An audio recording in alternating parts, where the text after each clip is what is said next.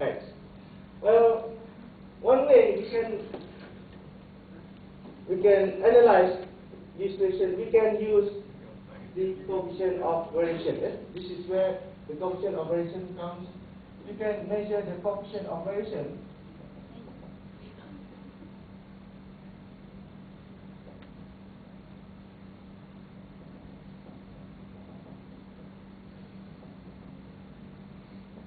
or CV. We call it CV. So the formula of CV equals to standard deviation divided by expected return. Okay, the formula is very simple. So the CV for X, what is standard deviation? 30% divided by 60% equals to 0.5. CV for Y equals to 5% divided by 30% equals to 0.25.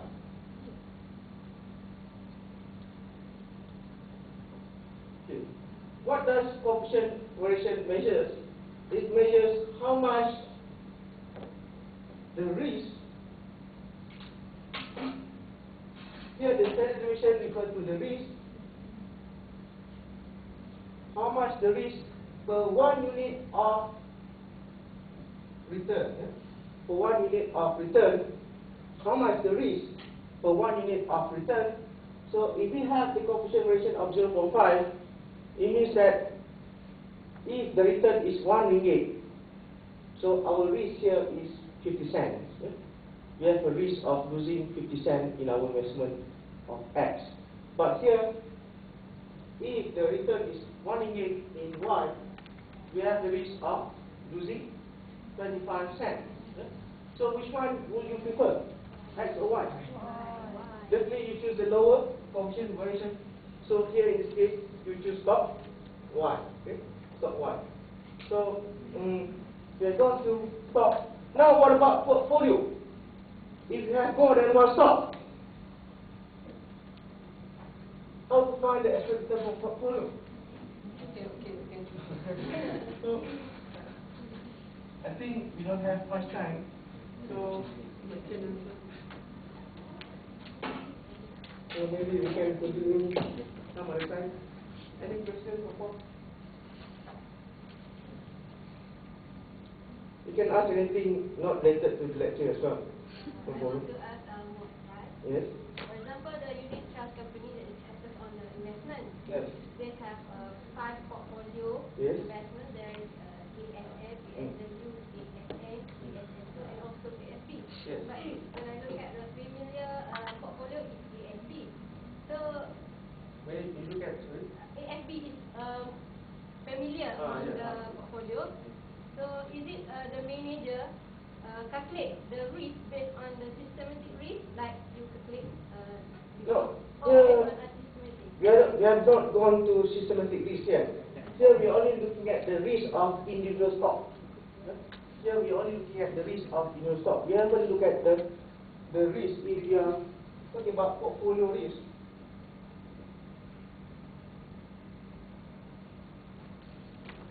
The portfolio risk has 2 types of risk, which is one is called diversifiable risk.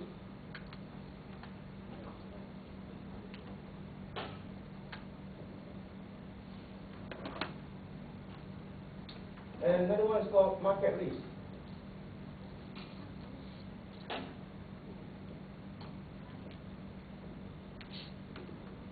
Market risk also called systematic risk.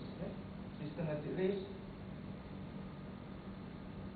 This diversifiable risk also sometimes called specific risk.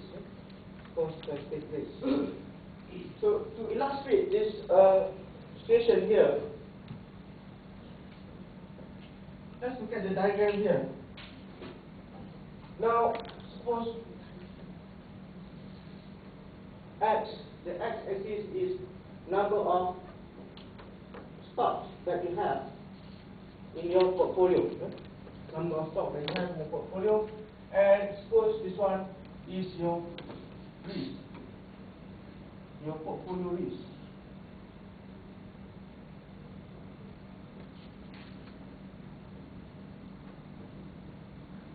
So the idea of having more than one stock, portfolio, we're talking about portfolio means you invest more than one stock. So the idea is to diversify. In other words, to reduce your risk, reduce your specific risk. Specific risk equals the risk of the particular stock. What are the number of risks of particular stock? It can be any event that's related to the particular stock. For example, if the company products, the company experiencing failure in the demands, product demands, and then sometimes the company is filed for bankruptcy, for example. So any risk that or any events that relate to the particular stock. So what happens here? If you have more than, suppose if you have two stocks, the risk is here. But as you add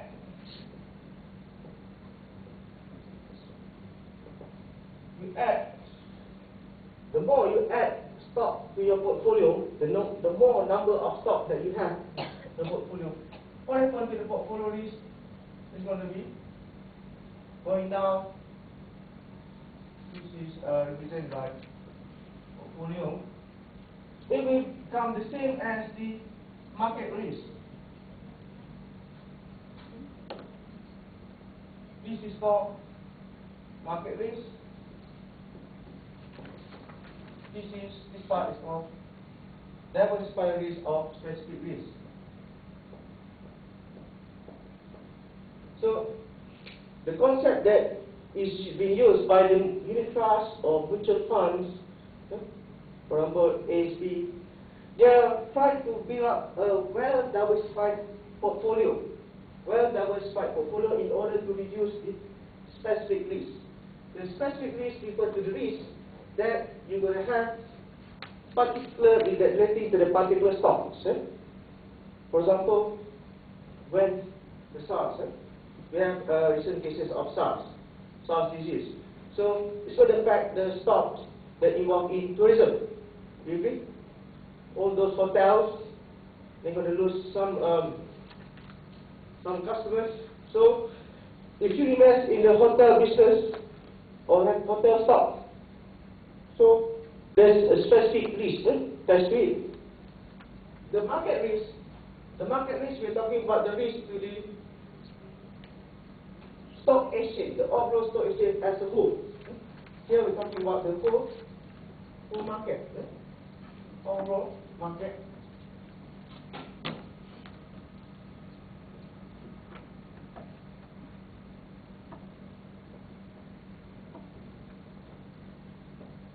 Here we're talking about particular stock. Okay.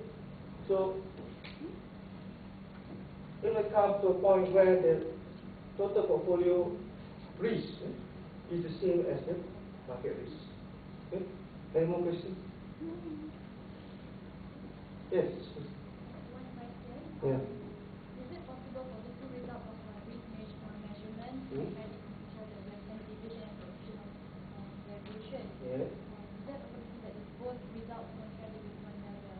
One is showing high, one is showing low. Okay.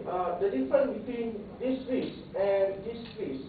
This risk, we are talking about the specific risk that affect the particular stock only. But here we're talking about combination of both. Yeah? Here combination of specific risk.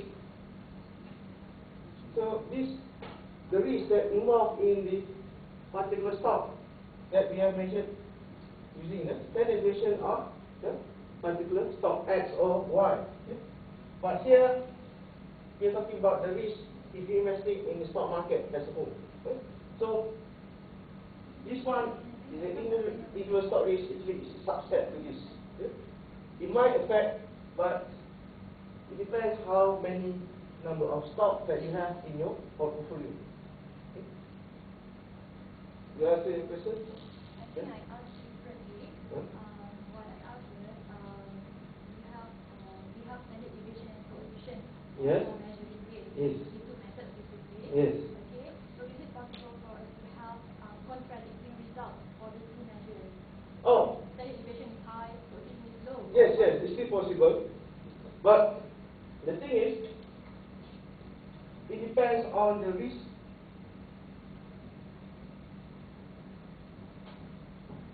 profile of the investors. Some investors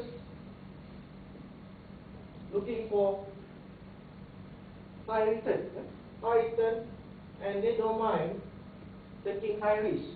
For example, speculators, they don't mind. They don't mind having high risk as long as they get high returns. But some investors are very conservative. So you still can have a conflicting result, conflicting decisions here when we try to look at in terms of stock risk, saturation, and coefficient of operation.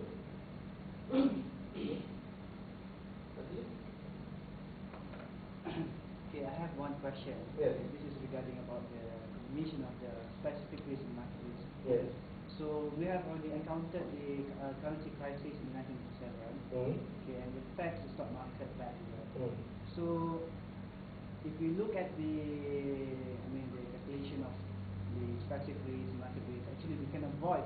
Yes. We should avoid. We can avoid the crisis, Yes. right? Yes. But it seems that the stock market was also being hit badly due to the currency crisis. So, what's your opinion on the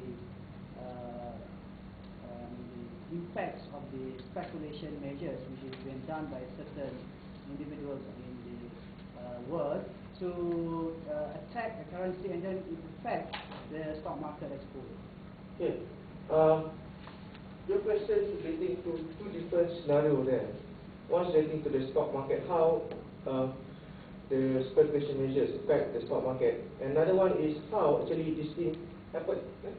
How they actually speculate on this. So, if you are looking at the theoretically, investors must always have as many as possible number of shares in order to reduce the specific risk, reduce the diversifiable risk that relates to the particular stock. Here we're talking about the risk that relates to particular stock. So when we have a lot of stocks, very well diversified portfolio, so the risk will come as close to the risk in the market risk. But remember, this risk you can reduce by diversification. But this market risk is the speculators attack the whole market. The Kuala Lumpur Stock Exchange, for example, they attack the whole stocks in the KLC. It will not only affect the stock market as a whole, which is the market risk, but at the same time it will affect the risk. This one, your return will go down, and the return on investment money stock will go down. So, what happened during the 1997? Because there was stock.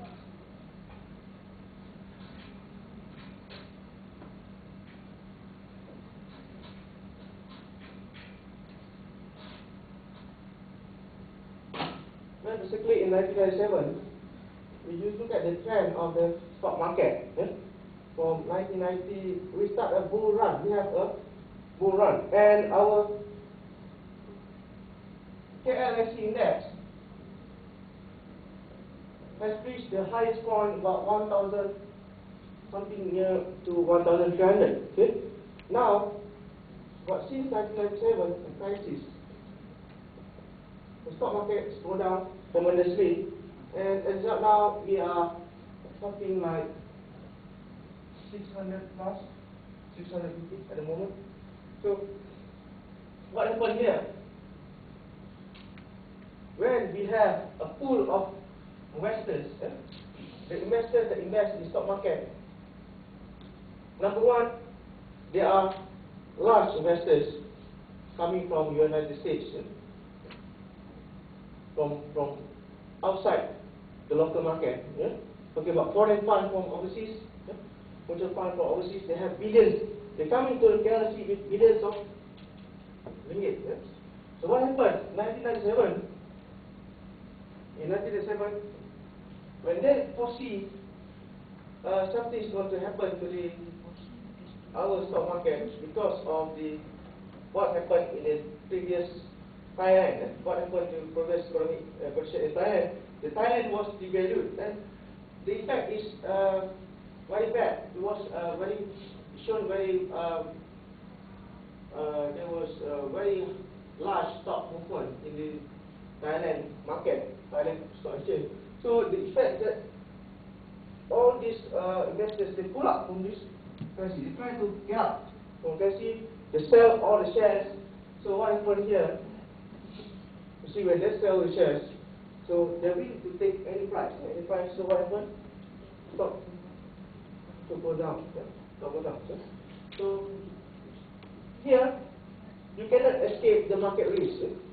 Here, what's going to happen is that you're going to lose your investment here, even though you have a very well diversified portfolio. Here, even though you have a very well diversified portfolio, but you still cannot escape from the market risk. Yes.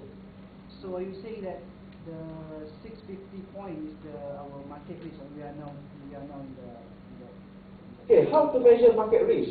Yeah, now we are coming to the point of market risk. To measure market risk, we have to come to the concept of beta. You want to go to the concept? Okay. Huh? Okay, finish.